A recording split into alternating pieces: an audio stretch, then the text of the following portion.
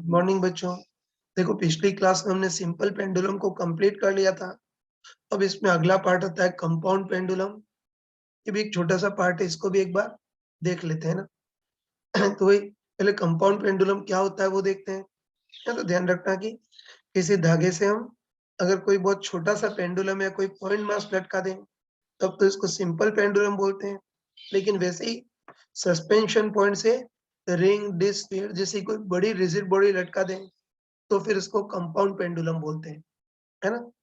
तो इसी को डिटेल में स्टडी करते हैं ना। तो चलो इस बार मान लेते हैं कि रिंग डिस्क रॉड स्फीयर जैसी कोई बड़ी रिजिड बॉडी है और इस रिजिड बॉडी को मान लेते हैं इस ओ पॉइंट पर हमने हिंज कर दिया है। ये जो ओ पॉइंट होता है उसको हिंज पॉइंट भी बोल सकते हैं या फिर सस्पेंशन पॉइंट भी बोल सकते हैं ना। वही कि रिंग डिस्क रॉड जैसी कोई बड़ी रिजिड बॉडी है और उसको ओ पॉइंट पर हमने हिंज कर दिया है ना।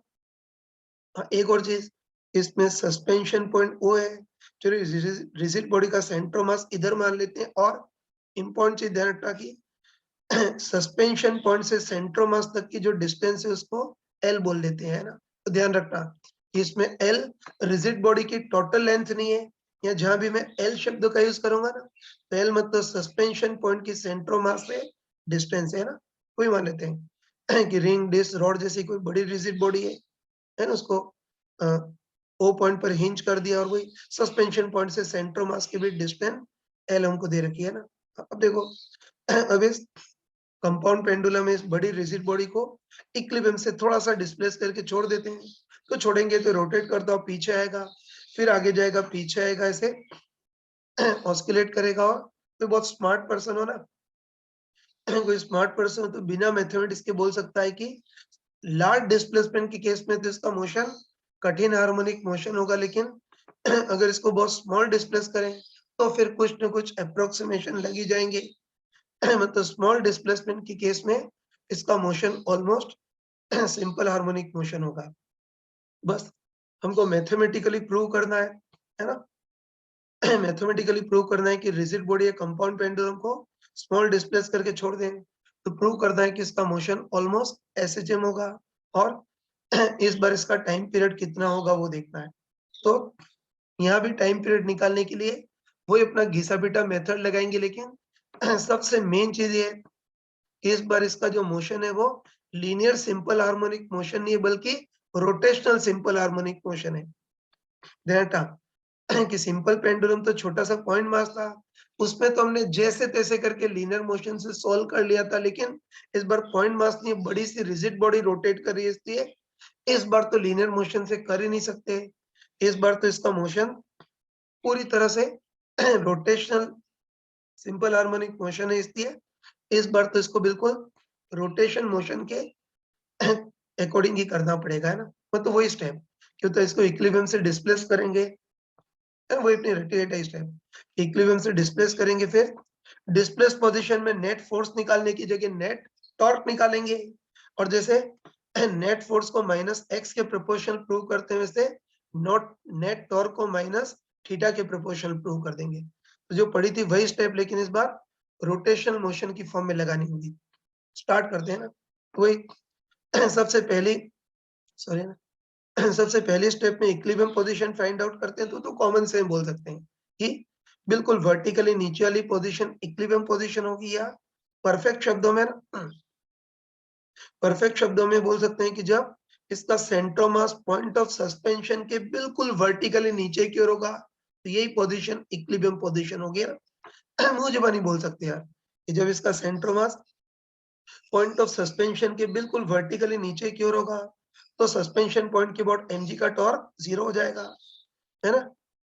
बस सस्पेंशन पॉइंट के बाद रिजल्टेंट टॉर्क भी 0 हो जाएगा, इसलिए यही पोजीशन इक्विलिब्रियम पोजीशन है ना। तो जब इस सेंटर मास सस्पेंशन पॉइंट के वर्टिकली नीचे की ओर होगा ये इक्विलिब्रियम पोजीशन आ गई था।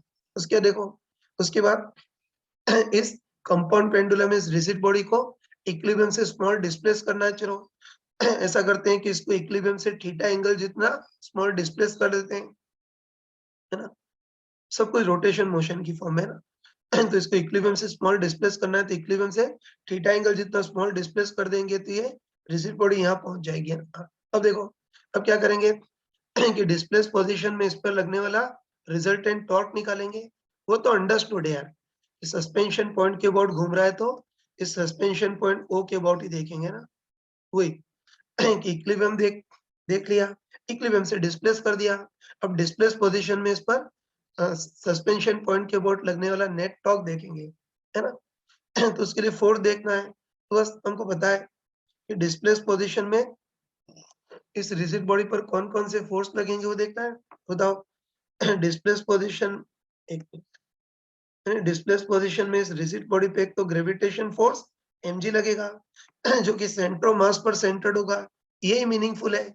लेकिन एक और नॉनसेंस फोर्स लगेगा, सपोर्ट के कारण फोर्स, है ना। हमको पता है कि जो रिजिड बॉडी सपोर्ट को खींचेगी तो ऐसे रिएक्शन सपोर्ट रिजिड बॉडी को भी खींचेगा, तो सपोर्ट के कारण रिएक्शन आर भी आएगा। हमको पता है कि नॉनसेंस है उसका टॉर्क बिल्कुल जीरो होगा, लेकिन फ्री बॉडी डायग्राम बनाएंगे तो एक तो mg जो सेंटर ऑफ मास पर सेंटर्ड होगा और एक नॉनसेंस सपोर्ट का रिएक्शन आर। तो बस अब डिस्प्लेस पोजीशन में इस पॉइंट ऑफ सस्पेंशन के अबाउट, इस हिंज के अबाउट इस पर लगने वाला रिजल्टेंट टॉर्क देखेंगे। तो आराम से बताओ कि इस पॉइंट ऑफ सस्पेंशन के अबाउट सपोर्ट के रिएक्शन का टॉर्क जीरो, मतलब सपोर्ट का जो रिएक्शन है वो तो सस्पेंशन पॉइंट से ही पास हो रहा है ना। तो सस्पेंशन पॉइंट के अबाउट सपोर्ट वाले रिएक्शन का टॉर्क जीरो, तो सस्पेंशन पॉइंट के अबाउट टॉर्क केवल mg का आएगा, और पॉइंट ऑफ सस्पेंशन के अबाउट mg का टॉर्क कितना होगा, simply F R sine theta. तो एफ की जगह तो mg, उसके बाद आर इस फोर्स की एक्सिस से सीधी डिस्टेंस, तो फोर्स की या सेंटर मास की एक्सिस से सीधी डिस्टेंस कितनी है, एल इंटू साइन थीटा क्या होगा, फोर्स का मिलाने वाली लाइन के साथ एंगल, तो ये एंगल थीटा है तो ये भी सिमिलर एंगल थीटा। बस कह सकते हैं ना कह सकते हैं कि सस्पेंशन पॉइंट के बाद टॉर्क केवल mg का होगा, और कितना होगा, एफ आर साइन थीटा ना। एफ की जगह mg, आर फोर्स की एक्सिस से सीधे distance L into sine theta क्या होगा, इस mg फोर्स का मिलाने वाली लाइन के साथ वो एंगल सिंपली थीटा ही होगा। तो डिस्प्लेस पोजीशन में net torque mgl sine theta. अब अब हम क्या करेंगे कि जैसे नेट फोर्स को माइनस एक्स के प्रोपोर्शनल प्रूव करते हैं, वैसे नेट टॉर्क को माइनस थीटा के प्रोपोर्शनल प्रूव करेंगे। अब हमको पता है हमको पता है कि अभी तो जो नेट टॉर्क है वो थीटा के प्रोपोर्शनल नहीं है बल्कि साइन थीटा पे डिपेंड कर रहा है ना। डेटा ये अभी तो नेट टॉर्क थीटा के प्रोपोर्शनल नहीं है, और ये भी हमको पता है कि अगर एंगुलर डिस्प्लेसमेंट काफी ज्यादा हो तब तो हम अप्रोक्सीमेशन भी नहीं लगा सकते। तो बता, एंगुलर डिस्प्लेसमेंट ज्यादा हो तब तो जो नेट टॉर्क है वो माइनस थीटा के प्रोपोर्शनल नहीं आएगा, पहले कर चुके हैं ना। तो बोल सकते हैं कि हम बोल सकते हैं कि एंगुलर डिस्प्लेसमेंट काफी ज्यादा हो तब तो, लिख देता हूँ ना, एंगुलर डिस्प्लेसमेंट काफी ज्यादा हो तब तो अप्रोक्सीमेशन भी नहीं लगा सकते। तो तब तो डिस्प्लेस पोजीशन में जो रिजल्टेंट टॉर्क है वो माइनस थीटा के प्रोपोर्शनल नहीं आएगा। मतलब लार्ज डिस्प्लेसमेंट की केस में तो इसका मोशन सिंपल हार्मोनिक नहीं होगा बल्कि कठिन हार्मोनिक होगा, लेकिन इस बार हमको दे रखा है कि इसको इक्विलिब्रियम से बहुत स्मॉल डिस्प्लेस किया है, मतलब इस बार दे रखा है कि थीटा जो है वो बहुत स्मॉल है ना। और मैंने 10 बार बताया था कि होता है इस बार इक्विलिब्रियम से बहुत स्मॉल डिस्प्लेस किया है, मतलब थीटा बहुत स्मॉल है ना। तो ये थीटा अगर बहुत स्मॉल हो तो साइन थीटा को अप्रोक्सीमेटली थीटा लिख सकते हैं। तो अब डिस्प्लेस पोजीशन में इस पे resultant torque and displace position पे इस पे रिजल्टेंट ऑफ टॉर्क अप्रोक्सीमेटली कितना हो गया, mgn इनटू थीटा। मतलब अब डिस्प्लेस पोजीशन में जो रिजल्टेंट फोर्स है वो ऑलमोस्ट थीटा के प्रोपोर्शन आ गया। अब साइन के साथ, तो साइन के साथ प्लस या माइनस, माइनस लिखेंगे ना। तो बताओ कि इसको डिस्प्लेस तो आगे की ओर किया था, मतलब एंटी क्लॉकवाइज किया था, और सस्पेंशन पॉइंट के वर्ड mg का टॉर्क कैसा, क्लॉकवाइज है ना। तो हम बोल सकते हैं कि डिस्प्लेस पोजीशन पे जो टॉर्क लग रहा है वो एंगुलर डिस्प्लेसमेंट थीटा के अपोजिट है, अपोजिट को रिप्रेजेंट करने के लिए माइनस। बस पक्का बोल सकते हैं, है ना। हम बिल्कुल पक्का बोल सकते हैं कि अगर स्मॉल डिस्प्लेस करें तो अब डिस्प्लेस पोजीशन में जो रिजल्टेंट टॉर्क है वो अप्रोक्सीमेटली थीटा के प्रोपोर्शनल भी आ गया और अपोजिंग भी आ गया। मतलब स्मॉल डिस्प्लेसमेंट के केस में इसका मोशन ऐसे जैसे लिख देता हूँ, फॉर स्मॉल डिस्प्लेसमेंट, है ना। स्मॉल डिस्प्लेसमेंट के केस में रिजल्टेंट टॉर्क अप्रोक्सीमेट थीटा के प्रोपोर्शनल भी आ गया, अपोजिंग भी आ गया। मतलब स्मॉल डिस्प्लेसमेंट के केस में इसका मोशन सिंपल हार्मोनिक मोशन होगा। अब देखो अब इसके एसएसएम का टाइम पीरियड निकालना है। बताओ टाइम पीरियड के लिए इसको है ना, टाइम पीरियड के लिए इसको एसएचएम की स्टैंडर्ड इक्वेशन से कंपेयर करेंगे, है तो टाइम पीरियड के लिए इसको एसएचएम की स्टैंडर्ड इक्वेशन से कंपेयर करेंगे। तो एसएचएम की standard equation resultant force F equal to minus K X होता है, लेकिन ये रोटेशन मोशन का केस है, तो नेट फोर्स की जगह क्या आएगा, net torque equal to minus K X की जगह के इंटू थीटा। टाइम पीरियड के लिए इसको एसएचएम की स्टैंडर्ड इक्वेशन से कंपेयर करेंगे, तो F equal to K X के similar tau equal to minus K theta से कंपेयर करेंगे। तो तब के का काम कौन कर रहा है, एमजीएल कर रहा है, तो इसका टाइम पीरियड भी निकाल सकते हैं ना। इसका टाइम पीरियड कितना होगा, simply 2 pi root M by K. तो 2 पाई रूट एम तो मैंने चमका के बताया था कि लीनियर मोशन में जो काम मास करता है, रोटेशन मोशन में वही काम मोमेंट ऑफ इनर्शिया। तो 2 पाई रूट एम की जगह तो मोमेंट ऑफ इनर्शिया आई आएगा, और समझते हैं कि टॉर्क सस्पेंशन पॉइंट के अबाउट है, तो मोमेंट ऑफ इनर्शिया भी सस्पेंशन पॉइंट के अबाउट है, हिंज पॉइंट के अबाउट होगा। अपन के का काम कौन कर रहा है, एमजीएल है, तो बोल सकते हैं कि इसका टाइम पीरियड कितना होगा, simply 2 pi root M, M की जगह तो मोमेंट ऑफ इनर्शिया आई, अपन के की जगह एमजीएल। तो कंपाउंड पेंडुलम के टाइम पीरियड निकालने का सबसे बेसिक फॉर्मूला ये आ गया।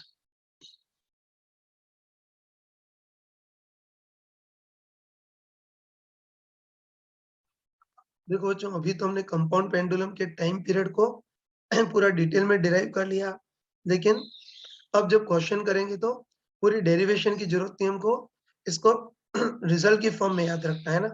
तो तुम लोग है ना, तुम अच्छे ध्यान रखना कि कभी भी कंपाउंड पेंडुलम का केवल टाइम पीरियड पूछे ना, तो कंपाउंड पेंडुलम के टाइम पीरियड का तो best formula 2 pi root IO upon MGL होता है, जब आईओ तो इस हिंज पॉइंट है, इस सस्पेंशन पॉइंट के अबाउट रिजिड बॉडी का टोटल मोमेंट ऑफ इनर्शिया। और सबसे खतरनाक चीज है एल, मैंने चमका के बताया था कि इसमें एल इस कंपाउंड पेंडुलम की टोटल लेंथ नहीं होती है, एल सस्पेंशन पॉइंट की सेंट्रोमास से डिस्टेंस होती है ना। तो इसको याद रखना, और कंपेरेटिवली याद रखना, है ना, कंपेरेटिवली याद रखना कि सिंपल पेंडुलम का टाइम पीरियड तो 2 pi root L by G होता है, लेकिन कंपाउंड पेंडुलम के टाइम पीरियड का सबसे best formula T equal to 2 pi root IO पर एमजीएल, जब आईओ तो सस्पेंशन पॉइंट के अबाउट मोमेंट ऑफ इनर्शिया, और एल होता है सस्पेंशन पॉइंट की सेंट्रोमास से डिस्टेंस है। ये बात अलग है कि कंपाउंड पेंडुलम वाले फॉर्मूले से तुम सिंपल पेंडुलम के टाइम पीरियड को भी निकाल सकते हो ना। ये तुम बताओ कि सिंपल पेंडुलम का टाइम पीरियड निकालना है, तो उसमें भी श्रद्धा होते फॉर्मूला लगा सकते हैं, 2 पाई रूट आईओ, तो आईओ सस्पेंशन पॉइंट के अबाउट इज सिंपल पेंडुलम या छोटे से पार्टिकल का moment of inertia m into L square upon M G into L, pendulum के सेंट्रोमास के सस्पेंशन पॉइंट से डिस्टेंस l, तो सॉल्व करेंगे तो 2 pi root L by G आ जाएगा, है ना। लेकिन फालतू का इसमें, है ना, सिंपल पेंडुलम में कंपाउंड पेंडुलम वाले फॉर्मूले की जरूरत है, हम तो अलग अलग याद रखेंगे कि सिंपल पेंडुलम का time period 2 pi root L by g, और कंपाउंड पेंडुलम का time period 2 pi root I upon MGL. ये हमने कर लिया ना। अब चलो, अब हमको कंपाउंड पेंडुलम के टाइम पीरियड का सस्पेंशन पॉइंट और सेंट्रोमास के बीच डिस्टेंस एल के साथ ग्राफ बनाना है, तो उसके लिए हमको कंपाउंड पेंडुलम का जो टाइम पीरियड उसको पूरी तरह से एल की फॉर्म में लिखना है। तो ध्यान रखना कि अगर ढंग से देखो तो इस आईओ के अंदर भी सस्पेंशन पॉइंट और सेंट्रोमास के बीच डिस्टेंस एल, है ना, जो ये जो एल है वो एक्चुअली आईओ के अंदर भी छुपी हुई है, तो बस टाइम पीरियड को ओनली एल की फॉर्म में लिखना है, तो उसके लिए आईओ का थोड़ा ऑपरेशन करना होगा, है ना। बस उसके लिए हम पैरेलल एक्सिस थ्योरम यूज कर सकते हैं। तो तुम खुद बताओ कि इस रिजिड बॉडी का, है ना, इस रिजिड बॉडी का सेंट्रोमास के about moment of inertia I centre of mass हो, है ना, वही रिजिड बॉडी का सेंट्रोमास के about moment of inertia I centre of mass हो, तो उसके पैरेलल सस्पेंशन पॉइंट के अबाउट कितना होगा, I centre of mass plus m into a distance l का स्क्वायर। मैं तो लिख देता हूँ कि कंपाउंड पेंडुलम के टाइम पीरियड का elementary formula 2 pi root IO by MGL था ना, लेकिन आईओ का ऑपरेशन कर सकते हैं, तो बोल सकता हूँ, है ना, कि किसी भी रिजिड बॉडी का सेंट्रोमास के about moment of inertia I centre of mass हो, तो उसके पैरेलल सस्पेंशन पॉइंट के about moment of inertia I centre of mass plus m into L square. देखो, तुम चाहो तो इस आई सेंट्रोमास का भी ऑपरेशन कर सकते हो, है? तो तुम खुद बताओ कि इस रिजिड बॉडी का सेंट्रोमास के अबाउट रेडियस ऑफ गायरेशन के सेंट्रोमास हो, तो सेंट्रोमास के अबाउट मोमेंट ऑफ इनर्शिया को हम क्या लिख सकते हैं? m into K centre of mass square लिख सकते हैं। है? तो रिजिड बॉडी में ही बताया था मैंने। तो रिजिड बॉडी में बताया था कि कब, है ना?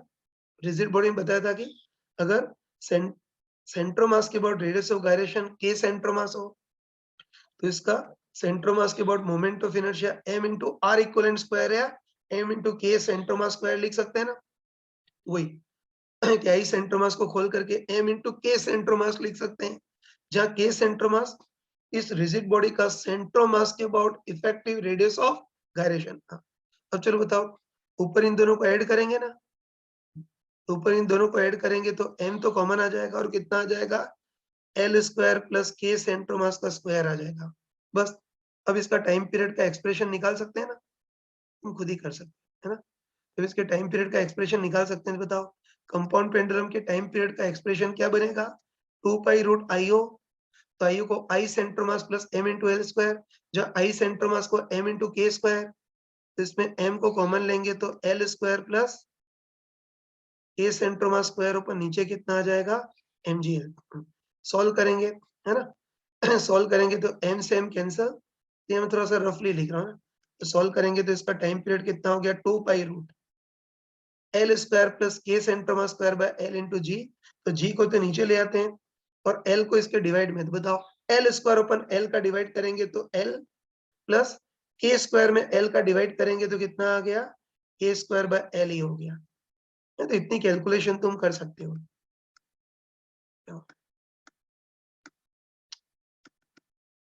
तो इतनी कैलकुलेशन तुम कर सकते हो ना। तो इसका टाइम पीरियड कितना हो जाएगा? 2 पाई रूट जी तो नीचे और एल स्क्वायर में एल का डिवाइड करेंगे तो एल प्लस इधर के स्क्वायर बाय एल। बस इसको थोड़ा सॉल्व करेंगे तो कह सकते हैं कि सिंपल पेंडुलम के टाइम पीरियड को हम कैसे लिख सकते हैं, बताओ? 2 पाई रूट एल प्लस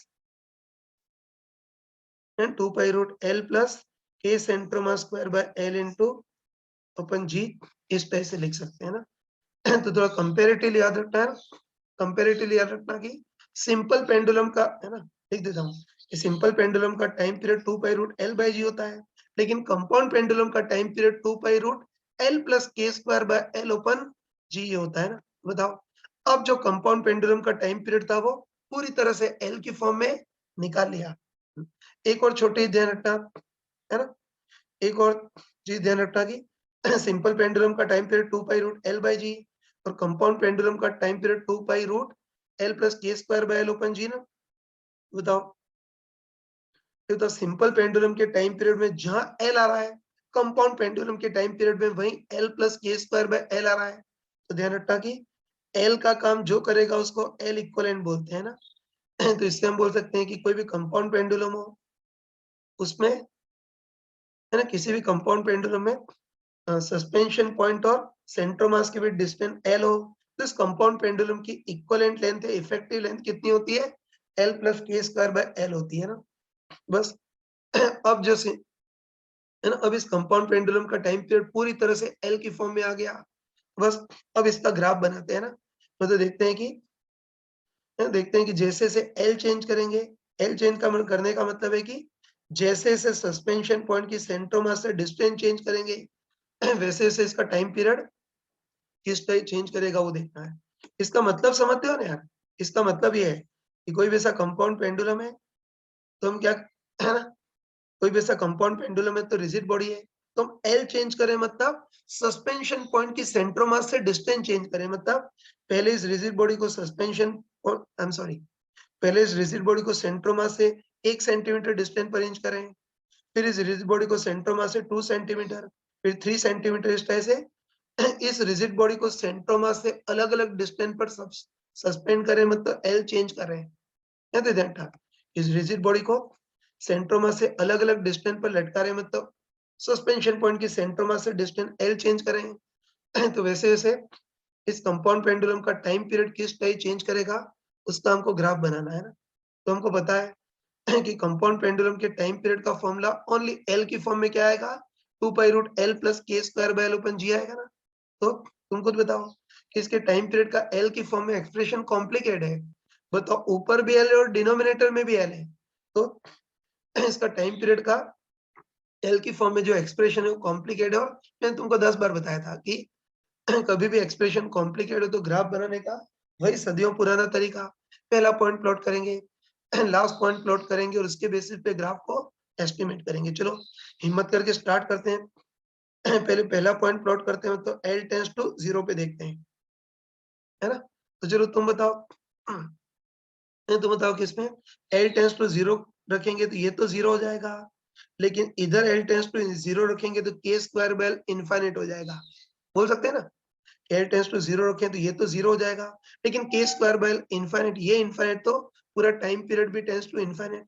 तो हम बोल सकते हैं कि एल टेंस टू 0 पर लिख देता हूँ, चलो ये बनाया था, ये होता एल टेंस टू 0 पर इसका time period tends to infinite, और time period tends to infinite में तो ग्राफ बहुत ऊपर से स्टार्ट होगा, है। देखो अभी तो हमने, है ना, अभी तो हमने रोबोट के टाइप से मैथमेटिकली देखा है, लेकिन कोई चाहे तो इसी चीज को लॉजिकली भी जस्टिफाई कर सकता है ना। तो वही बताओ ना, वही बताओ कि एल इक्वल, है ना, सोच के बताओ कि एल इक्वल टू 0 मतलब सस्पेंशन पॉइंट और सेंटर मास के बीच डिस्टेंस बिल्कुल 0, मतलब इस बॉडी को बिल्कुल सेंटर मास पे हिंज किया है। ये मतलब हुआ ना यार, कि एल इक्वल टू 0 मतलब सस्पेंशन पॉइंट और सेंटर मास के डिस्टेंस बिल्कुल 0, मतलब इस बॉडी को बिल्कुल सेंटर मास पे हिंज किया है। तो ये तो मैंने पहले ही बताया था ना। पहले ही बताया था कि किसी बॉडी को बिल्कुल सेंटर मास पे हिंज करो, तो तब तो अगर इसको डिस्प्लेस करोगे तो लौट कर कभी वापस आएगा ही नहीं, भैंस के डाइस से वहीं क्यों पड़ा रहेगा। तुम खुद बताओ ना कि पूरे ऑब्जेक्ट पर, है ना, पूरी रिजिड बॉडी पर जो टोटल ग्रेविटेशन फोर्स लगता है वो सेंटर मास से ही पास होता है, और इस बार सेंटर मास पर ही हिंज कर दिया है। तो हिंज पॉइंट के बाद इस ग्रेविटेशन फोर्स का टॉर्क ही 0 होगा, तो हिंज पॉइंट के बाद रिजल्टेंट टॉर्क भी 0, और रिजल्टेंट टॉर्क होगा ही नहीं, तो इस बार डिस्प्लेस करने पर लौट कर कभी वापस आएगा ही नहीं। या फिर भी कोई जबरदस्ती पिन चुबा कर बोले तो कहेंगे कि इनफाइनाइट टाइम के बाद वापस आएगा, है। तो इसको, इस पॉइंट का प्रैक्टिकल मीनिंग ये होता है, एल इक्वल 0 मतलब बिल्कुल सेंटर मास पे हिंज कर देंगे, तब तो डिस्प्लेस करने पर ऑब्जेक्ट कभी लौट करके वापस आएगा ही नहीं। या जबरदस्ती पूछे इनफाइनाइट टाइम के बाद आएगा, मतलब एल टेंस टू 0 पर तो टी टेंस टू इनफाइनाइट होगा। ये पहला बिन पॉइंट प्लॉट कर दिया। चलो अब लास्ट पॉइंट देखते हैं, तो एल टेंस टू इनफाइनाइट पर देखते हैं। तो बताओ, एल टेंस टू इनफाइनाइट रख देंगे तो के स्क्वायर बाय तो 0, लेकिन ये एल इनफाइनाइट और ये एल इनफाइनाइट, तो यहाँ भी time period tends to infinite आएगा। तो एल टेंस टू इनफाइनाइट पर भी time period tends to infinite, मतलब यहाँ भी ग्राफ बहुत ऊपर से स्टार्ट होगा, और इस पॉइंट का कोई महत्व नहीं है, क्योंकि एल टेंस टू इनफाइनाइट मतलब सेंटोमा से इनफाइनाइट डिस्टेंस पर हिंज करने का कोई मतलब नहीं है। तो इसको लॉजिकली भी, क्या हो गया यार, इसको लॉजिकली भी स्टडी करना जरूरी नहीं है ना। तो ये लिख देता हूँ मैं, एल टेंस टू इनफाइनाइट रखेंगे तब भी टी टेंस टू इनफाइनाइट। बस अब तुम आराम से बताओ, है ना। सॉरी, ये तो अब तुम, हो रहा है, अब तुम बिल्कुल कॉन्फिडेंटली बताओगे एल टेंस टू 0 पर भी टी टेंस टू इनफाइनाइट, और एल टेंस टू इनफाइनाइट पर भी टी टेंस टू इनफाइनाइट, मतलब यहाँ भी ग्राफ बहुत ऊपर स्टार्ट होगा। तो तुम बताओ कि यहाँ भी time period tends to infinite और यहाँ भी इनफाइनाइट, तो तुम बताओ ना कि इन दोनों पॉइंट पर फंक्शन की वैल्यू बराबर है और बीच में ग्राफ कंटिन्यूस है, तो ऑब्वियसली बीच में कहीं ना कहीं मिनिमा आएगा, मैक्सिमा तो आ ही नहीं सकता। बताओ इनफाइनाइट के ऊपर कुछ होता है क्या, नहीं होता है ना। तो तभी ऐसे कॉम्प्लिकेट ग्राफ हो तो ऐसे बनाते हैं, एल टेंस टू 0 पर भी T tends to infinite, L tends to infinite पर भी टी टेंस टू इनफाइनाइट, तो यहाँ भी फंक्शन, है ना, यहाँ भी फंक्शन की वैल्यू उतनी है, यहाँ भी उतनी है, और बीच में ग्राफ कंटिन्यूस है, तो ऑब्वियसली बीच में कहीं नहीं कहीं ऐसा मिनिमा आएगा। तो पक्का बोल सकते हैं कि ऑब्वियसली बीच में कहीं ना कहीं मिनिमा आएगा, और कहीं ना कहीं मिनिमा आएगा मतलब बीच में कहीं ना कहीं इस कंपाउंड पेंडुलम का टाइम पीरियड मिनिमम होगा, आएगा ना। तो बीच में कहीं ना कहीं मिनिमम आएगा, मतलब किसी न किसी पॉइंट पर तो कंपाउंड पेंडुलम का टाइम पीरियड मिनिमम होगा। बस अब हमको वही देखना है कि, हमको वही देखना है कि इस बॉडी को सेंट्रोमास से कितने डिस्टेंस पर हिंज करें ताकि इसका टाइम पीरियड मिनिमम हो। बस अब बुद्धि काम नहीं कर रही है तो बुद्धि लगाएंगे भी नहीं, अब हम मैथमेटिक्स से करेंगे। तो तुम बताओ कि मिनिमम शब्द सुनते ही दिमाग में क्या आएगा, डिफरेंशिएशन 0। बस क्या करेंगे, सिंपली डिफरेंशिएशन करेंगे, मतलब dt बाई dl करेंगे और टाइम पीरियड मिनिमम होने के लिए उसका डिफरेंशिएशन 0 होना चाहिए। अब तुम बताओ कि डिफरेंशिएशन में अंडर रूट उससे थोड़ी डर लग रही है ना, यहाँ थोड़ी सी स्मार्टनेस दिखा सकते हैं ना।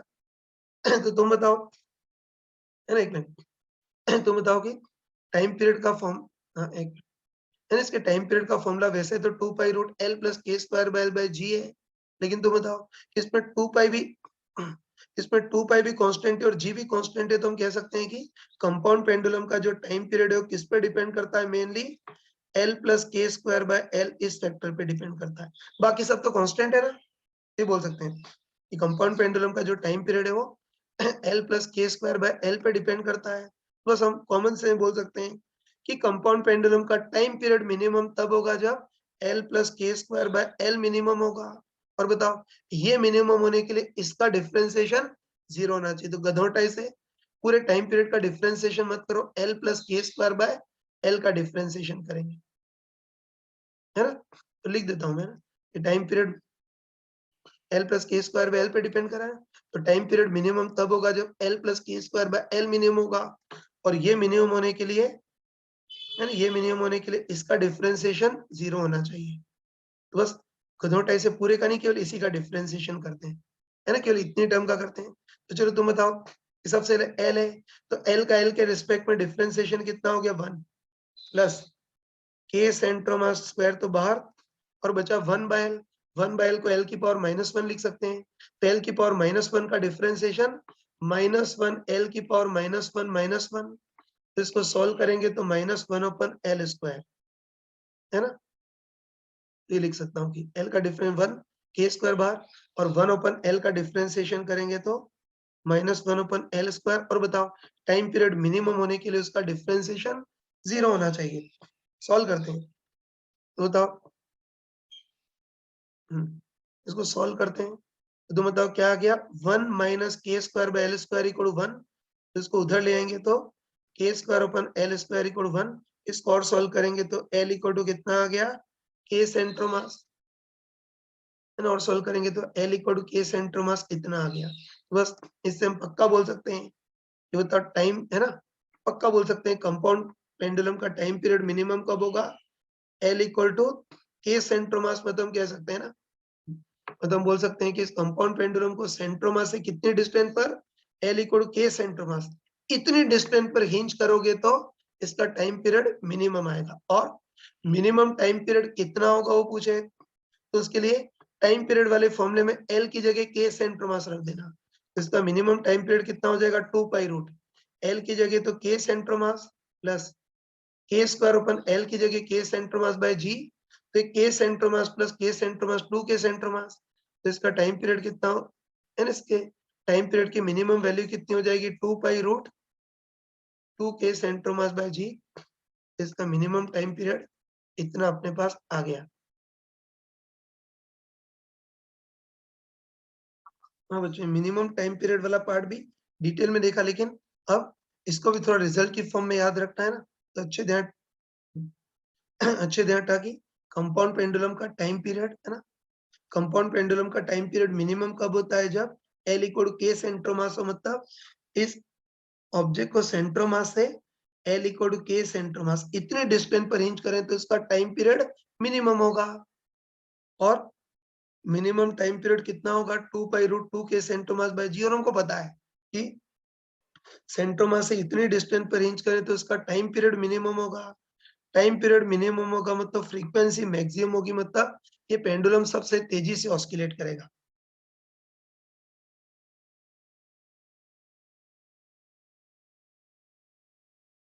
हाँ बच्चों, इस ग्राफ में एक और राज छुपा होता है, वो देखना है ना। तो तुम बताओ कि कंपाउंड पेंडुलम के टाइम पीरियड का एल के साथ जो ग्राफ है वैसा थोड़ा बहुत कटोरे जैसा आ रहा है। और बताओ कटोरे जैसा आ रहा है मतलब हम बोल सकते हैं कि किसी एक टाइम पीरियड के लिए एल की 2 वैल्यूज आएंगी, है ना। एक मिनट तुम खुद बताओ कि टाइम पीरियड का ग्राफ अगर ऐसे मोनोटोनस होता, टाइम पीरियड का एल के साथ ग्राफ मोनोटोनस होता, तब तो किसी एक टाइम पीरियड के लिए एल की केवल एक ही वैल्यू आती, लेकिन टाइम पीरियड का एल के साथ ग्राफ ऐसा कटोरे के टाइप से है, तो साफ साफ देख सकते हैं कि टाइम पीरियड की किसी एक वैल्यू के लिए एल की 2 वैल्यूज आएंगी, मतलब किन्हीं 2 एल के लिए टाइम पीरियड सेम आएगा, है ना। बोल सकते हैं कि एल की किन्हीं दो वैल्यूज के लिए टाइम पीरियड सेम आएगा, तो हमको देखना है कि एल के किन दो वैल्यूज के लिए कंपाउंड पेंडुलम का टाइम पीरियड सेम आएगा, वो देखना है। तो देखो, उसको मैथमेटिकली नहीं, थोड़ा चालाकी से करते हैं ना, या जगह नहीं इसलिए अगली पेज पे बताया था ना। तो अभी हम देख चुके हैं कि कंपाउंड पेंडुलम का टाइम पीरियड का फॉर्मूला एल की फॉर्म में क्या होता है, 2 पाई रूट एल प्लस के स्क्वायर बाय एल अपन जी। तो हमको देखना है कि एल की किन दो वैल्यूज के लिए टाइम पीरियड सेम आएगा, वो देखते हैं, है ना। तो ठीक है, तो उसके लिए हम क्या करते हैं कि एक बार तो कंपाउंड पेंडुलम को सेंट्रोमास से एल डिस्टेंस पर अरेंज करते हैं, और अगली बार कंपाउंड पेंडुलम को सेंट्रोमास से के स्क्वायर बाय एल डिस्टेंस पर अरेंज करते हैं। देखते हैं कि दोनों केस में टाइम पीरियड कितना आएगा, वो देखना है ना। चलो पहले मान लेते हैं ना, पहले मान लेते हैं कि इस कंपाउंड पेंडुलम को सेंट्रोमास से एल डिस्टेंस पर अरेंज करें, तो हमको पता है कि सेंट्रोमास से एल डिस्टेंस पर अरेंज करें, तब तो इसका टाइम पीरियड कितना आएगा, 2 पाई रूट एल की जगह एल प्लस के स्क्वायर बाय एल ओपन जी।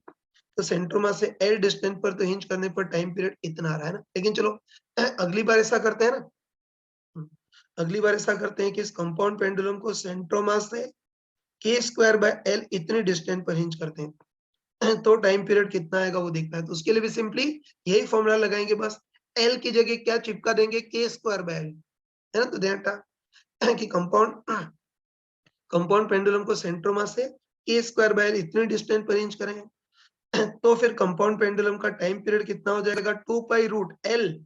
तो एल की जगह तो क्या आ जाएगा अपना, के square by L plus second term में के स्क्वायर तो है ही, अपन यहाँ पे एल की जगह क्या आ जाएगा, के स्क्वायर बाय एल आ जाएगा। तो सॉल्व करेंगे तो के स्क्वायर से के स्क्वायर कैंसल, तो ये टर्म कितनी बन गई फिर एल।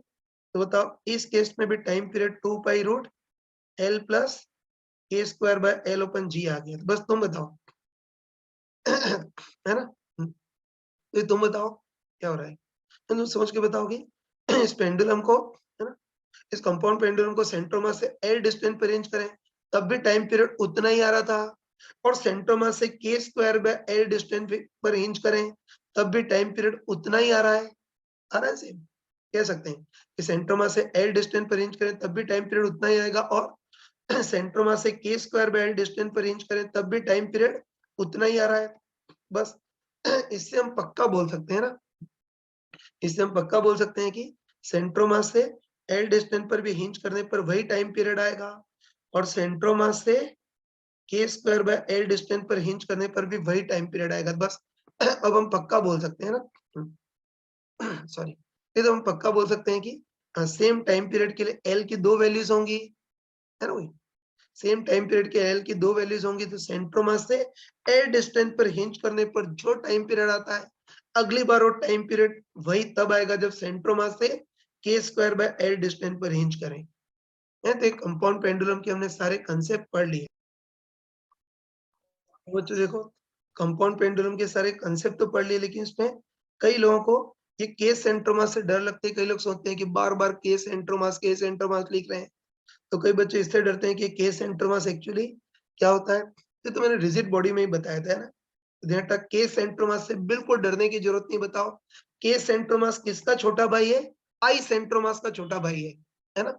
और रिजिड बॉडी में बताया था, है ना, रिजिड बॉडी में बताया था कि के सेंट्रोमास के अबाउट रेडियस ऑफ गायरेशन, तो आई सेंट्रोमास का ही भाई है। तो बस ध्यान रखना कि किसी भी नमूने का के सेंट्रोमास निकालना है ना, किसी भी नमूने का के सेंट्रोमास निकालना है, पहले उसका आई सेंट्रोमास निकालना, तो सेंट्रोमास के अबाउट मोमेंट ऑफ इनर्शिया निकालना, और उसको खोल करके m into R equivalent square या m into K centre of mass square के बराबर कर देंगे।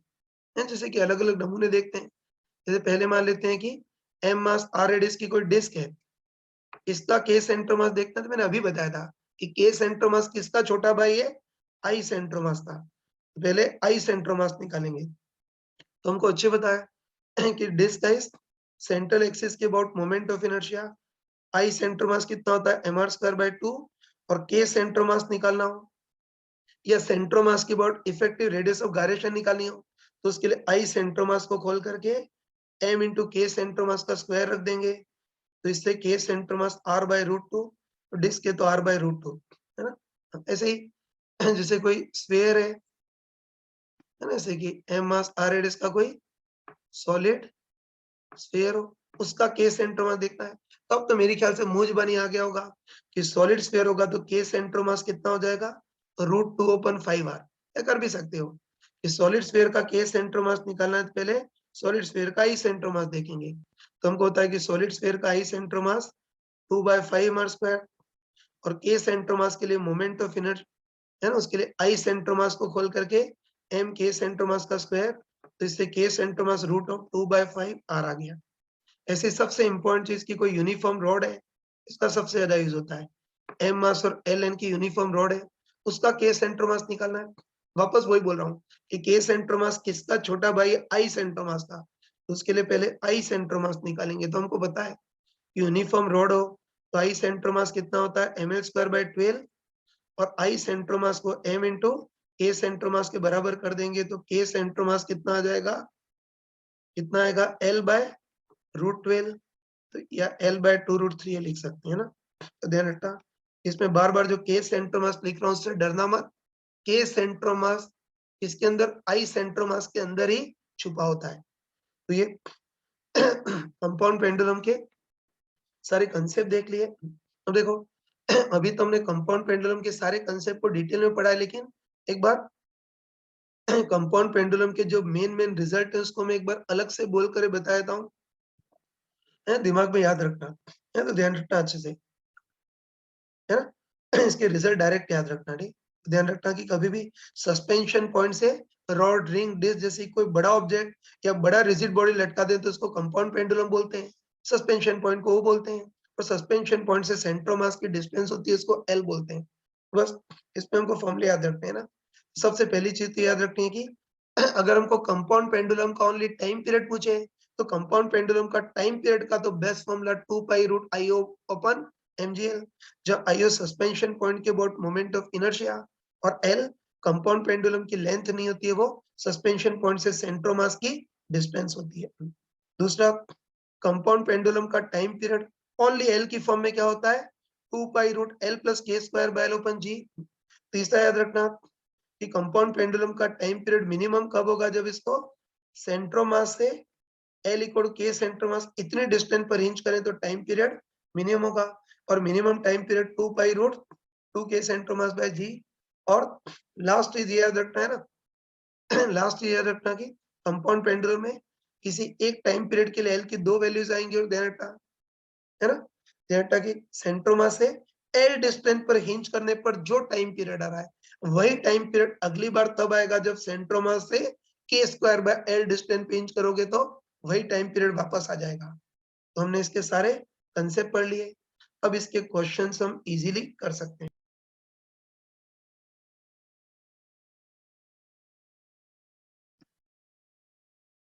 चलो जो कंपाउंड पेंडुलम का एक कॉमन क्वेश्चन लेते हैं जिसमें सारे कंसेप्ट कवर होंगे, ध्यान से देखना। देखो इस बार हमको दे रखा है कि कोई यूनिफॉर्म पतली रॉड है जिसका मास m और लेंथ l, और इस रॉड को ऊपरी सिरे पर हमने हिंज कर दिया है। अब इसको इक्विलिब्रियम से थोड़ा सा डिस्प्लेस करके छोड़ेंगे तो सिंपल हार्मोनिक मोशन करेगा। तो पहले पार्ट में पूछा है इसके सिंपल हार्मोनिक मोशन का टाइम पीरियड कितना होगा। फिर सेकेंड पार्ट में पूछा है कि ये पहले पार्ट में जो टाइम पीरियड आ रहा है तो हमको पूछा है कि उतना ही टाइम पीरियड वापस चाहिए, तो उसके लिए रॉड को सेंट्रोमास से और कितने डिस्टेंस पर हिंज कर सकते हैं वो देखना है। और थर्ड पार्ट में पूछा है कि इसको सेंट्रोमास से कितनी डिस्टेंस पर हिंज करें ताकि इसका टाइम पीरियड मिनिमम हो, और कितने डिस्टेंस पर हिंज करें ताकि इसका टाइम पीरियड मैक्सिमम हो, वो देखना है। तो देखो कर तो लेंगे, लेकिन ऐसे क्वेश्चन में एक बहुत नॉर्मल गलती होती है जो हम भी कर चुके हैं, है ना। तो जे की खुद ही बताओ तुम, है ना, शक्ल देखते बताओ कि सस्पेंशन पॉइंट से बड़ी सी रोड में तो बड़ी रिजिड बॉडी लटकाई, मतलब ये कंपाउंड पेंडुलम में तो शक्ल देखते ही पता चल रहा है। और कंपाउंड पेंडुलम का टाइम पीरियड कितना होता है, 2π√IO/mgl, है ना। तो 2π√IO सस्पेंशन पॉइंट के about moment of inertia ml²/3/mgl, ये L से L कैंसिल कर दिया और यही सत्यानाश हो जाता है ना, पूरी गलती हो जाती है।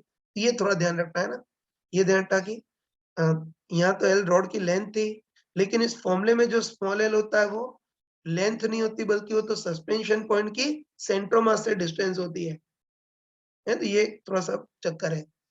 यहाँ तो एल रॉड की लेंथ थी, लेकिन फॉर्मूले में जो स्मॉल एल होता है वो तो सस्पेंशन पॉइंट की सेंटर मास से डिस्टेंस होती है, तो ये नॉर्मली गलती हो जाती है। तो देखो, इस गलती से बचने के लिए मेन चीज ध्यान रखना है ना, मेन चीज ध्यान रखना कि कभी भी कंपाउंड पेंडुलम की फॉर्म में कभी भी हमने कोई यूनिफॉर्म रॉड का यूज किया हो तो उसकी लेंथ क्वेश्चन में भले ही स्मॉल एल दे रखी है लेकिन हम कैपिटल एल बोलेंगे ताकि वो कंफ्यूजन ना हो, है ना।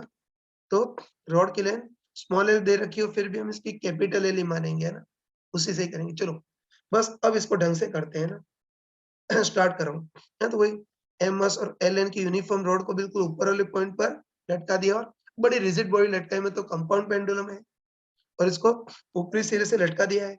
तो पहले केस में इस कंपाउंड पेंडुलम का केवल टाइम पीरियड पूछा है ना, और मैंने तुमको है ना, कोई मैंने तुमको चमका कर मैंने तुमको बिल्कुल चमका कर बताया था कि अगर कंपाउंड पेंडुलम का ओनली टाइम पीरियड ही पूछे तब तो बेस्ट फॉर्मूला रहेगा 2 pi root IO upon MGL.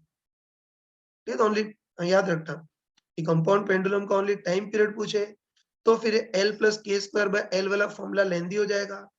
तो कंपाउंड पेंडुलम का ओनली टाइम पीरियड पूछे तब तो बेस्ट फॉर्मूला होगा 2 पाई रूट आईओ पर एमजीएल। तो 2 पाई रूट आईओ क्या होगा, सस्पेंशन पॉइंट के अबाउट मोमेंट ऑफ इनर्शिया होता है इस बार। सस्पेंशन पॉइंट या सिरे के अबाउट तो मोमेंट ऑफ इनर्शिया कितना होगा, ml square by 3 upon mg। और सबसे मेन चीज स्मॉल एल, तो स्मॉल एल इस कंपाउंड पेंडुलम की टोटल लेंथ नहीं होती हो तो सस्पेंशन पॉइंट की सेंटर मास से डिस्टेंस होती है, तो इस बार कैपिटल एल बाय 2 होगी। इसको सॉल्व कर लेना, तो इसका टाइम पीरियड तुम्हारे पास आ जाएगा 2 pi root 2l bye 3g। ये फर्स्ट पार्ट हो गया ना। चलो सेकंड पार्ट करते हैं। तो तुम बताओ, एक मिनट, तुम बताओ कि अभी इस रॉड को सेंट्रोमास से L equal to capital L by 2 इतनी डिस्टेंस पर इंच किया था ना, है ना। तो अभी इस रॉड को सिरे पर इंच किया था, तो देखो सिरे पर इंच करने पर टाइम पीरियड इतना है ना, बस। और सेकंड सेकंड पार्ट में पूछा है कि इतना ही टाइम पीरियड अगर वापस अचीव करना है ना, इतना ही टाइम पीरियड वापस अचीव करना है तो उसके लिए रॉड को सेंट्रोमास से और कितने डिस्टेंस पर हिंज कर सकते हो वो देखना है। तो ये वाली चीज मैंने तुमको चमका के बताई थी, है ना। तो चलो तुम बताओ, है ना। तुम बताओ कि पहले केस में रॉड को सिरे पर हिंज किया था, मतलब सेंट्रोमा से L equal to capital L by 2 distance पर हिंज किया था ना। तो हम बोल सकते हैं, है ना, मैं बताया था। तो हम बोल सकते हैं कि सेंट्रोमा से बोल सकते हैं कि सेंट्रोमा से एल डिस्टेंस पर हिंज करने पर जो टाइम पीरियड आ रहा है अगली बार वही टाइम पीरियड तब आएगा जब सेंट्रोमा से के स्क्वायर बाय एल डिस्टेंस पर हिंज करोगे। बताया था ना इस ग्राफ में, इस ग्राफ में बताया था ना कि सेंट्रोमा से एल डिस्टेंस पर हिंज करने पर जो टाइम पीरियड आता है अगली बार वही टाइम पीरियड तब आएगा जब सेंट्रोमा से के स्क्वायर बाय एल डिस्टेंस पर हिंज करेंगे। तो उसके लिए पहले हमको के सेंट्रोमास कितना होगा वो देखना है। मैंने चमका के बताया था कि के सेंट्रोमास से डरने की जरूरत नहीं। के सेंट्रोमास किसका छोटा भाई है, आई सेंट्रोमास का छोटा भाई है। तो उसके लिए हम क्या करते हैं, है ना। तो के सेंट्रोमास के लिए हम क्या करते हैं, आई सेंट्रोमास निकालते हैं, मतलब रॉड का सेंट्रोमास के अबाउट मोमेंट ऑफ इनर्शिया कितना होगा वो देखते हैं। तो हमको पता है कि यूनिफॉर्म पतली रॉड है तो इसका सेंट्रोमास के अबाउट तो मोमेंट ऑफ इनर्शिया कितना होता है, ml स्क्वायर बाय 12। और के सेंट्रोमास निकालना हो तो आई सेंट्रोमास को खोल करके m इंटू के स्क्वायर के बराबर कर देंगे। तो इसको सॉल्व करेंगे तो के सेंट्रोमास कितना आएगा, l बाय रूट 12, या इसको तुम l बाय 2 रूट 3 भी बोल सकते हो ना। तो के सेंट्रोमास कितना आ गया, बस अब तो पक्का बोल सकते हैं ना कि पहले केस में, तो पक्का बोल सकते हैं कि पहले केस में तो रॉड को सेंट्रोमास से l equal to capital L by 2 इतनी डिस्टेंस पर रेंज किया था ना, तो बोल सकते हैं, है ना, बोल सकते हैं कि एल डिस्टेंस पर रेंज करने पर जो टाइम पीरियड आता है अगली बार वो टाइम पीरियड तब आएगा जब सेंट्रोमास से के स्क्वायर बाय एल डिस्टेंस पर रेंज करो। तो इसमें के सेंट्रोमास की वैल्यू तो एल बाय रूट 12 और L equal to capital L by 2। तो अगली बार वो टाइम पीरियड तब आएगा जब सेंट्रोमास से के स्क्वायर बाय एल डिस्टेंस पर रेंज करो। तो बताओ के सेंट्रोमास एल बाय रूट 12 है तो के स्क्वायर कितना हो जाएगा, L square by 12 upon small L. तो स्मॉल एल तो कितनी थी, कैपिटल एल बाय 2 थी। तो इसको सॉल्व कर लेना, इसको सॉल्व करोगे तो l बाय 6 है, तो हम कह सकते हैं, है ना। हम कह सकते हैं कि हम कह सकते हैं कि सिरे क्या हो रहा है, बोल सकते हैं कि सिरे पर हिंज करने पर जो टाइम पीरियड आ रहा है अगली बार वो टाइम पीरियड तब आएगा जब सेंट्रोमास से के स्क्वायर बाय मतलब l बाय 6 इतने डिस्टेंस पर हिंज करोगे तो वही टाइम पीरियड अगेन आ जाएगा। तो ये मेन पार्ट कर लिया। चलो अब तो जो चिल्लर पार्ट है उसको कर लेते हैं। तो थर्ड पार्ट में हमको पूछा है कि थर्ड पार्ट में पूछा है कि इस रॉड को इस रॉड को सेंट्रोमास से कितने डिस्टेंस पर हिंज करें ताकि इसका टाइम पीरियड मिनिमम हो। लिख देता हूँ, है ना, वही कि रॉड को सेंट्रोमास से कितने डिस्टेंस पर हिंज करें ताकि टाइम पीरियड मिनिमम हो। तो मैंने चमका कर बताया था, है ना। ये बताओ, मिनिमम है ना, मिनिमम टाइम पीरियड लाना है तो उसके लिए रॉड को सेंट्रोमास से कितने डिस्टेंस पर हिंज करना पड़ेगा। L इक्वल टू के सेंट्रोमास बताया था ना, ग्राफ में बताया था ना कि कंपाउंड पेंडुलम का टाइम पीरियड मिनिमम लाना है तो उसके लिए इसको सेंट्रोमास से कितने डिस्टेंस पर रेंज करना पड़ेगा। L इक्वल टू के सेंट्रोमास। तो L इक्वल टू के सेंट्रोमास कितना है, L by root 12, L by 2 root 3। तो बस कह सकते हैं ना, हम बोल सकते हैं कि इस रॉड को सेंट्रोमास से L बाय 2 रूट 3 इतने डिस्टेंस पर हिंज कर दोगे तो उसका ऑस्किलेशन का टाइम पीरियड मिनिमम आएगा, मतलब फ्रीक्वेंसी मैक्सिमम आएगी। और इसका मिनिमम टाइम पीरियड कितना होगा वो भी हम पढ़ चुके हैं। L इक्वल के सेंट्रोमास पे टाइम पीरियड मिनिमम होता है और मिनिमम टाइम पीरियड कितना होता है 2 पाई रूट 2 के सेंट्रोमास बाय जी।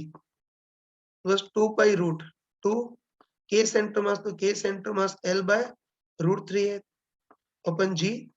तो सॉल्व करोगे तो 2 pi root L upon root 3 जी।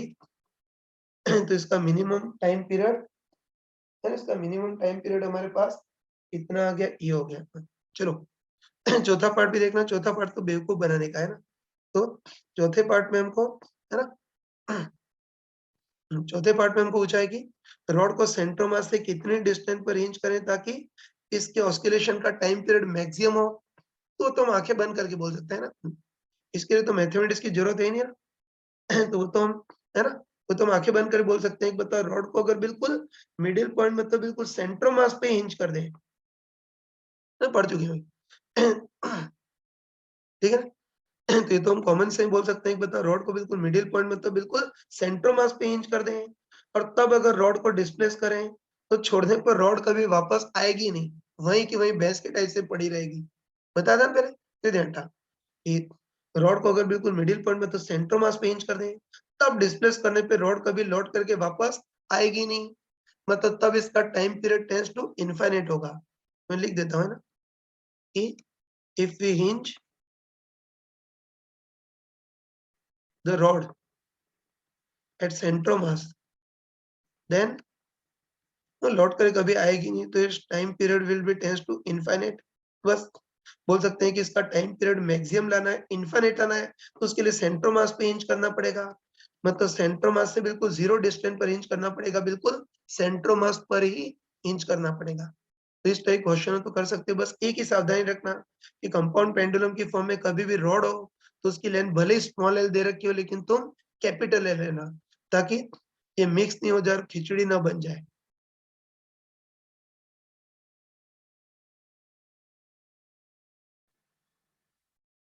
देखो बच्चों, अभी हमने कंपाउंड पेंडुलम भी पढ़ लिया। अब तीसरे टाइप का एक और पेंडुलम होता है टॉर्जनल पेंडुलम, जिसको लेबोरेटरी की लैंग्वेज में इनर्शिया टेबल बोलते हैं या हिंदी में इसको मरोड़ी पेंडुलम बोलते हैं। इसको भी एक बार देख लेते हैं ना। देखो ये टॉर्जनल पेंडुलम क्या होता है वो देखते हैं। तो उसमें क्या होता है कि कोई ऐसी यूनिफॉर्म भारी डिस्क होती है जिसका मास चलो m मान लेते हैं, रेडियस कैपिटल R, और जो भारी डिस्क होती है उसी को इनर्शिया टेबल बोलते हैं ना। और देखो इस डिस्क को हम, है ना, डिस्क को हम किसी हल्के से स्टील के इलास्टिक वायर से लटका देते हैं, बिल्कुल मिडिल पॉइंट से लटका देते हैं ना। बस ध्यान रखना कि कोई भारी डिस्क है, इसको मिडिल पॉइंट से किसी स्टील के इलास्टिक वायर से लटका देते हैं। यही जो सिस्टम होता है उसको टॉर्जनल पेंडुलम बोलते हैं। थोड़ा और बड़ा करके बना दिया है ना कि डिस्क है उसको स्टील के वायर से लटका दिया है, ये टॉर्जनल पेंडुलम है। अब देखो इसको डिस्प्लेस कैसे करते हो देखना। तो हम क्या करते हैं कि उसी के प्लेन में डिस्क को थोड़ा सा एंगल रोटेट करा करके छोड़ देते हैं। डायग्राम में दिख रहा है ना, तो ध्यान, हम क्या करते हैं कि उसी प्लेन में, है ना, तो हम क्या करते हैं कि उसी प्लेन में इस डिस्क को थोड़ा सा घुमा कर छोड़ देते हैं। और तुम बताओ कि डिस्क को अगर घुमाएंगे तो स्टील का वायर जो है वो मरोड़ आएगा ना, मरोड़ आएगा तो उसमें अपोजिंग टॉर्क भी क्रिएट होगा। बस यही करते हैं ना ये जो डिस्क है उसको उसी प्लेन में है ना, उसी के प्लेन में थोड़ा सा रोटेट करके छोड़ देते हैं, तो बताओ स्टील के वायर में जो रिस्टोरिंग टॉर्क क्रिएट होगा उसके कारण ये जो डिस्क है उसी प्लेन में घूमती पीछे आएगी, फिर आगे जाएगी, फिर पीछे आएगी, ऐसे डिस्क उसी के प्लेन में ऐसे रोटेट करेगी एंड डिस्क उसी के प्लेन में आगे पीछे रोटेट करेगी, मतलब रोटेशनल ऑस्किलेशंस करेगी।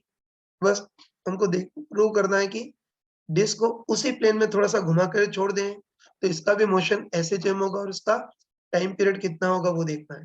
तो इसके लिए वही अपने रटे रटाई स्टेप्स ही लगाते हैं, है ना। वही इक्विलिब्रियम पोजीशन देखते हैं, इक्विलिब्रियम से थीटा एंगल डिस्प्लेस करते हैं, डिस्प्लेस पोजीशन में नेट टॉर्क निकालेंगे और नेट टॉर्क को माइनस थीटा के प्रोपोर्शनल प्रूव करेंगे। स्टार्ट करते हैं। वही सबसे पहले इक्विलिब्रियम पोजीशन देखनी है ना, तो चलो मान लेते हैं कि, है ना, मान लेते हैं कि ये वाली पोजीशन इक्विलिब्रियम पोजीशन और मान लेते हैं कि इस पोजीशन में ये जो स्टील का जो वायर है वो बिल्कुल रिलैक्स्ड है, मतलब थोड़ा सा भी ट्विस्टेड या मरोड़ा हुआ नहीं है ना। मान लेते हैं इस पोजीशन में स्टील का जो वायर है वो बिल्कुल रिलैक्स है, मतलब थोड़ा सा भी ट्विस्टेड नहीं है, मतलब मरोड़ा हुआ नहीं है, तो इसी को हम इक्विलिब्रियम पोजीशन मान लेते हैं ना। अब देखो, अब हमको क्या करना है कि इस डिस्क को इक्विलिब्रियम से डिस्प्लेस करना है ना। तो ये टॉर्सनल पेंडुलम में, ये टॉर्सनल पेंडुलम में हम क्या करते हैं कि डिस्क को उसी के प्लेन में थीटा एंगल जितना रोटेट करा करके छोड़ देते हैं, है ध्यान। ये टॉर्सनल पेंडुलम में ये करते हैं कि डिस्क को उसी के प्लेन में, है ना, डिस्क को उसी प्लेन में थीटा एंगल जितना रोटेट करा करके डिस्प्लेस करके छोड़ देते हैं। बस अब डिस्प्लेस पोजीशन में डिस्क पे लगने वाला नेट टॉर्क देखना है, तो तुम कॉन्फिडेंट ही बताओ ना। तुम अपने कॉमन सेंस से बताओ कि डिस्क को अगर थीटा एंगल जितना घुमा देंगे तो जो स्टील का वायर है वो थीटा एंगल जितना ट्विस्ट हो जाएगा, मतलब मरोड़ा जाएगा, है ना, बोल सकते हैं। है ना, तो बोल सकते हैं कि इस डिस्क को थीटा एंगल जितना घुमा देंगे तो जो स्टील का वायर है वो थीटा एंगल जितना इससे बिल्कुल जुड़ा हुआ है ना, डिस्क को थीटा एंगल घुमाएंगे तो जो स्टील का वायर है वो थीटा एंगल जितना मरोड़ा जाएगा, मतलब ट्विस्ट हो जाएगा, है ना। और ध्यान रखना कि स्टील का जो वायर है इलास्टिक होता है ना, तो इसको अगर थीटा एंगल जितना मरोड़ आएगा तो उसके कारण इसमें अपोजिंग रिस्टोरिंग टॉर्क क्रिएट होगा, है ना। ध्यान बिल्कुल, है ना, ऐसे ध्यान रख बताओ, जैसे किसी स्प्रिंग को खींच दे, है ना, जैसे किसी स्प्रिंग को खींच दे तो उसमें F इक्वल टू kx के बराबर अपोजिंग रिस्टोरिंग फोर्स क्रिएट होता है। वैसे स्टील के वायर को अगर मरोड़ दिया जाए तो उसमें अपोजिंग रिस्टोरिंग टॉर्क क्रिएट होगा और स्प्रिंग में अपोजिंग रिस्टोरिंग फोर्स कितना जनरेट होता है, F इक्वल टू kx। वैसे इस स्टील के वायर में अपोजिंग रिस्टोरिंग टॉर्क कितना क्रिएट होगा, F इक्वल टू kx के similar tau equal to c theta. यहाँ k तो स्प्रिंग का लीनियर स्प्रिंग कांस्टेंट होता है और सी इस स्टील के वायर का टॉर्सनल स्प्रिंग कांस्टेंट है, इसको टॉर्सनल स्टिफनेस बोलते हैं, है ना। तो बस ये ध्यान रखा, इक्विलिब्रियम देख लिया, इक्विलिब्रियम से डिस्प्लेस करेंगे, है ना, तो डिस्क को थीटा एंगल जितना डिस्प्लेस करेंगे तो ये जो स्टील का वायर है वो थीटा एंगल जितना ट्विस्ट हो जाएगा, मतलब मरोड़ा जाएगा और मरोड़ा जाने के कारण इसमें अपोजिंग रिस्टोरिंग टॉर्क क्रिएट होगा और F इक्वल टू kx के similar tau equal to c theta जितना अपोजिंग रिस्टोरिंग टॉर्क क्रिएट होगा, जहां c स्प्रिंग कांस्टेंट की जगह टॉर्सनल स्प्रिंग कांस्टेंट। बस तुम बताओ कि डिस्प्लेस पोजीशन में ना तुम बताओ कि डिस्प्लेस पोजीशन में डिस्क पर नेट टॉर्क कौन सा लगेगा, ये अपोजिंग स्प्रिंग टॉर्क या opposing restoring torque C theta ही लगेगा, और तो कोई टॉर्क है ही नहीं ना। तो डिस्प्लेस पोजीशन में डिस्क पर रिजल्टेंट टॉर्क कौन सा लगेगा, ये opposing restoring torque C theta ही लगेगा। बताओ डिस्प्लेस पोजीशन में नेट टॉर्क जो वो थीटा के प्रोपोर्शन आ गया ना, कोई जोड़ तोड़ नहीं करना पड़ा, साइन के साथ बताओ प्लस या माइनस, माइनस लिखेंगे। बताओ इस डिस्क को डिस्प्लेस तो आगे की ओर किया है लेकिन रिस्टोरिंग टॉर्क पीछे लग रहा है, तो जो टॉर्क लग रहा है वो एंगुलर डिस्प्लेसमेंट थीटा के अपोजिट है तो माइनस, तो नेट टॉर्क थीटा के प्रोपोर्शनल भी आ गया, अपोजिंग भी आ गया, तो इसका मोशन अप्रोक्सीमेटली तो क्या बिल्कुल एग्जैक्ट एसएचएम होगा। टाइम पीरियड निकालना है तो इसको एसएचएम की standard equation F equal to minus K X के similar tau equal to minus K theta से कंपेयर करेंगे तो के का काम कौन करेगा, ये टॉर्सनल स्प्रिंग कांस्टेंट ही करेगा। तो इसका टाइम पीरियड कितना होगा simply 2 pi root m by k। तो 2 पाई रूट m तो हमको पता है कि लीनियर मोशन है जो काम मास करता है, रोटेशन मोशन में वही काम मोमेंट ऑफ इनर्शिया करता है। और जो डिस्क अपने सेंट्रल एक्सिस के अबाउट घूम रही है तो I डिस्क का सेंट्रल एक्सिस के अबाउट मोमेंट ऑफ इनर्शिया। और सेंट्रल एक्सिस के about moment of inertia mr²/2 होता है। अपन के तो के का काम कौन करेगा? टॉर्जनल स्प्रिंग कांस्टेंट सी करेगा। टाइम पीरियड इतना आ गया तो फ्रीक्वेंसी उसका उल्टा हो जाएगा, 1/2π√c/I और ओमेगा एन देखना है। तो उसके लिए बताओ टाइम पीरियड को खोल करके हम क्या लिख सकते हैं? 2π/ओमेगा एन। तो इससे ओमेगा एन आ जाएगा √c/I। तो टॉर्जनल पेंडुलम को भी हमने देख लिया है ना। और देखो अभी तो टॉर्जनल पेंडुलम को मैंने डिटेल में बताया, लेकिन ध्यान रखना कि अब अगर कभी भी टॉर्जनल पेंडुलम का क्वेश्चन आ गया, ध्यान रख कि अब अगर कभी टॉर्जनल पेंडुलम का क्वेश्चन आ गया तो गधोटाई से इतना डिटेल में देख सोचने की जरूरत नहीं है और डायग्राम भी बनाने की जरूरत नहीं है। बस एक ही चीज है ना, बस एक ही ध्यान रखना कि ये जो टॉर्जनल पेंडुलम होता है स्प्रिंग मास सिस्टम के सिमिलर ही होता है। ये ध्यान रखना कि जो टॉर्जनल पेंडुलम होता है बिल्कुल स्प्रिंग मास सिस्टम के सिमिलर ही होता है। बस एक ही डिफरेंस है कि स्प्रिंग मास सिस्टम में लीनियर स्प्रिंग होती है और टॉर्जनल पेंडुलम में स्टील का जो वायर है वो टॉर्जनल स्प्रिंग के टाइप से काम करेगा। बस ध्यान रखना कि torsional pendulum spring mass system के सिमिलर ही है। इसमें लीनियर स्प्रिंग होती थी और इसमें स्टील का वायर एक मरोड़ी स्प्रिंग मतलब टॉर्जनल स्प्रिंग के टाइप से काम करेगा। बस बताओ स्प्रिंग मास सिस्टम का टाइम पीरियड 2π√m/k, तो टॉर्जनल पेंडुलम का टाइम पीरियड 2π√m की जगह तो मोमेंट ऑफ इनर्शिया I और k मतलब लीनियर स्प्रिंग कांस्टेंट की जगह टॉर्जनल स्प्रिंग कांस्टेंट C। बस torsional pendulum spring mass system का ही भाई है। सारे फॉर्मूले स्प्रिंग मास सिस्टम के जैसे ही होते हैं, बस मास की जगह मोमेंट ऑफ इनर्शिया I आ जाता है और k मतलब स्प्रिंग कांस्टेंट की जगह टॉर्जनल स्प्रिंग कांस्टेंट C आ जाता है।